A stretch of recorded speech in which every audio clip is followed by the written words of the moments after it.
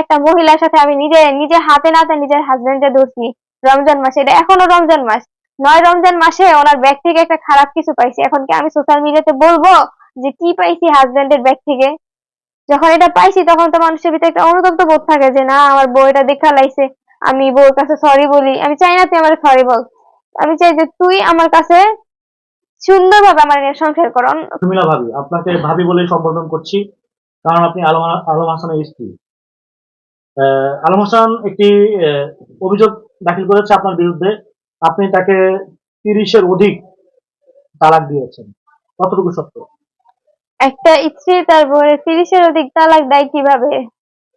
আমি তার সংসার করব, তার সংসার করার জন্য 8টা মাস মাটি টাটি দিকে কামড় দিয়ে ধরে আসছিলাম যে না, আমার এই সংসার করতে হবে।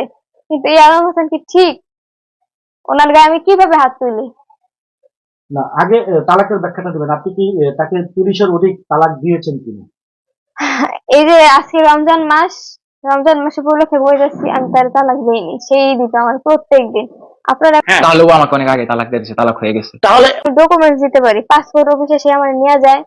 সেখানে নিয়ে যাওয়ার সময় কাবিননামার কাগজটা আমার বাবা মা ছবি তুলে পাঠায়নি। তখন সে আমার বলতাছে যে তুই যে কাবিননামার কাগজটা আনস নাই, হ্যাঁ বাড়াবাড়ি করে ফেললি, তোর মতন দুনের মাইয়া, মানে ও ডায়লগ এরা, তোর মতো দুনের মাইয়া কি মনে করছিস আমি কিছু করতাম না, বেশ আমি কি করি। অনেক অনেক বকাবকি করছে, কইছে কি যে তুই যদি কাবিননামার কাগজ আর পাসপোর্ট না হয় তোরা এই রাস্তায় খাওয়াইতে যামুগা। এসব কথা কয়েছে ওই যে পাসপোর্ট অফিসের ছেলের সামনে। তখন ওই ছেলেকে তো চাপো, এটা কি আপনার হাজবেন্ড? আমি কি হ্যাঁ। একটা হাজবেন্ড তার বউরে কিভাবে এত সম্মান করে পাবলিক প্লেসে? সব মানুষ টাকায় রয়েছে, একটা দোকান ছিল ওইটা, ওইখানে সে আমার অসম্মান করলো সব বিষয় নিয়ে। তারপরে বান্নারের কথাটা আসি। বান্নানা তার বন্ধুর বউ আর আমার নিয়ে যাবে, তখন আমাদের বিয়ের বয়স 3 মাস।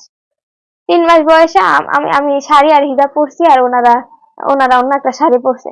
সে বাইক চালায় আর বলে কি, দেখ পারভেজে বিয়ে করছে অল্প বয়সে, তার বউ কত সুন্দর, আর তোরে দেখা যায় কেমন, দেখছস? এগুলো এগুলো কইতো। তখন আমার বেস্ট ফ্রেন্ড আত্মহত্যা করে মারা গেছে, সেটা সবাই জানেন যে শর্মিলার কোন একটা ফ্রেন্ড আত্মহত্যা করে মারা গেছে। তখন আমি মানে মানসিক ভাবে খুবই ডিপ্রেশনে ছিলাম। একদিক দিয়ে হচ্ছে ফ্রেন্ড মারা গেছে, উনি আমার বিশ্বস্ত ফ্রেন্ড ছিল। তারপরে হচ্ছে কি যে এই যে আমার হাজবেন্ডের সংসার করতেছি, এই হাজবেন্ড কথায় কথায় আমার খোটা দিয়ে কথা কয়, কথায় কথায় বলে আমি বুড়া হয়ে গেছি, কথায় কথায় অনেক কিছু। এই যে আমার চেহারা কালো হয়ে গেছে, আপনারা দেখতেছেন, কয় তুমি কালা পুইরা ছাই হয়ে গেছে তোমার চেহারা, তোমার বাল দেখা যায় না। একটা মেয়ের সাথে আমার যদি নিয়ে ছবি তুলতে যায়, তো এই আপুটা খুব সুন্দর, মানে যাদেরকে সুন্দর মনে হয় তাদের কাছে ও আপু সুন্দর। আচ্ছা, একটা পুরুষের জীবনে তার বউ যদি ঘরে রান্না বান্না, তার বাবা মা, তার সন্তান সবকিছু গুছায় রাখে, তাহলে তারপরে তার পুরুষ সেই বউর কি দোষ? আমার তো কোনো দোষ দেখতেছি না। এসব কথা আমি বলি নাই। তাহলে এই যে গতকাল আমরা সোশ্যাল মিডিয়াতে যা দেখতেছি, হ্যাঁ, এটা কি সম্পূর্ণ মিথ্যা? কি মিথ্যা? কথায় কথায় বলেন যে আলম বুইড়া। এবার আমি বলি, কথায় কথায় বলেন আলম হাসান বুইড়া। আমার ফোনটা করে আমি দেখাই আপনার ডিটেলস। ও আমার একটা ফ্রেন্ড আছে না মিম, আচ্ছা আচ্ছা। ও আমার আরো 3টা ফ্রেন্ডের সাথে এরকম করছে। ওরা মান সম্মানের ভয়ে, যে তোদের সংসার জীবন আছে, এর জন্য ওরা আচ্ছা, আপনি কিচ্ছু বলতেছে না। আলম হাসানের বাড়ি থেকে চুরি করে তার পাসওয়ার্ড এগুলো নিয়ে আসছেন, নেন এই ফোন নেন, অপবাদ দিয়ে এই ফোন নেন, এই ফোনের ভিতরে ওর কোনো ডকুমেন্ট বা চুরি করে নিয়ে আসছি কিছু আছে কিনা? সেটা আমরা জানতে চাচ্ছি। আমরা আসলে আলম হাসানের বাসা থেকে যেদিন আসি, ওইদিন আলম হাসান আমার বাবারে ফোন দিয়ে নিয়ে গেছে আমার তালাক দিয়ে দিব। ওনার সাথে আমি ওনার একটা মহিলার সাথে আমি নিজে নিজে হাতে নাতে নিজের হাজবেন্ডে ধরছি রমজান মাসে। এটা এখনো রমজান মাস নয়, রমজান মাসে ওনার ব্যাগ থেকে একটা খারাপ কিছু পাইছি। এখন কি আমি সোশ্যাল মিডিয়াতে বলবো যে কি পাইছি হাজবেন্ডের ব্যাগ থেকে? যখন এটা পাইছি তখন তো মানুষের ভিতরে একটা অনুতপ্ত বোধ থাকে যে না, আমার বউ এটা দেখা লাইছে, আমি বউর কাছে সরি বলি। আমি চাই না তুই আমার সরি বল, আমি চাই যে তুই আমার কাছে সুন্দরভাবে আমার নিয়ে সংসার করো। কোন মেয়ে, আপনাদের যে আপনারা বিয়ে করছেন, আপনাদের মেয়েরা কি কখনো, মানে আপনাদের বউরা কখনো কি এরকম সহ্য করবো? বলেন, প্রশ্ন আপনাদের কাছে। দিন না। 1.5 মাসের মাথায় হচ্ছে আমার বাবার বাসা থেকে পিঠা পাঠাইছে। এই আমার বাবার বাসা থেকে আপনারা দেখেন না, এত বড় বড় ডেক বড় পিঠা পাঠাইছে, অনেক পদের ওই পিঠা পাঠাইছে। এখন আমাদের বাসায় পিঠা আছে, মানে বানাইয়া আলম হাসানের বাসা পাঠাইবো, কিন্তু এই যে ঝামেলা, আমি দেখাবো পিঠা যে আছে আমাদের বাসায়। আচ্ছা, আমরা পরে দেখবো। তো উনি কি করলো, পিঠাগুলা দরজার সামনে আর কি যে এই পিঠাগুলা আমার ঘরে বাবার ঘরে দিয়ে দিই। ও দরজার সামনে খারাপ করতেছে, তুই যদি এন থেকে একটা পিঠা কাউরে দেস তোর তালাক দিয়ে দিবো। এটা আবার ওর ভাবি বাইরে গিয়ে শুনছে।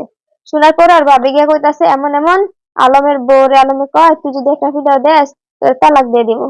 এখন দেখছিস থাক, আমরা তো ওই জিনিস খাইতাম না, এই কথা কইয়া ওই পিঠা গুলো আছে না ফেরত দিয়ে গেছে।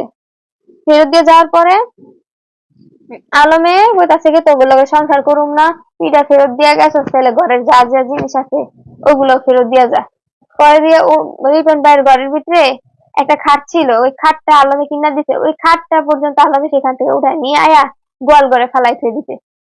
তারপরে দিয়ে পরের দিন সকালে আমি কই কি থাকাবি নয় লাভ নেই গিয়ে যা হইছে হইছে, আমি আমার লগে রান্না করি। সকালে রান্না করছি আমার লগে রান্না করার পরে দিয়া দেখি লিটন ভাই 1 বস্তা চাউল নিয়ে আইছে।